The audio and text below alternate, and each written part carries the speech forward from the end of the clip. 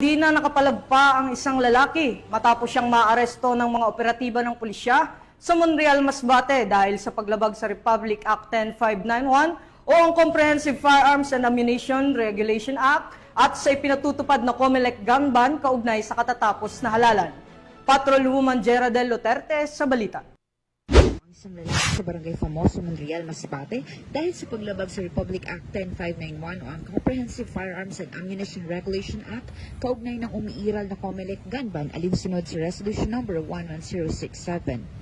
Kinilala ang suspect sa alias na Mike, 31 taong gulang, binata, isang caretaker at residente ng Sitio Kaonggo, Barangay Rizal, Monreal, Masbate. Batay sa ulat, nakatanggap ng tawag ang Monreal Municipal Police Station hinggil sa isang kaguluhan sa lugar.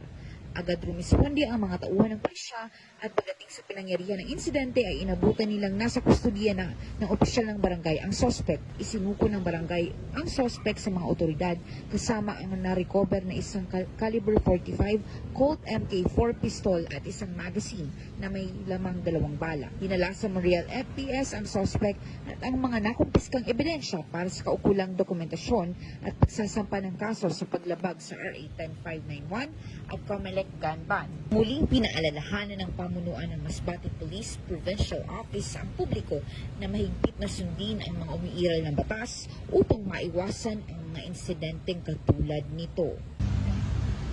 Mula dito sa Legazpi City, Albay, ako ang inyong PNN correspondent, Patrolwoman Geraldel Duterte, alagad ng batas, tagataguyod ng Balitang Pulis.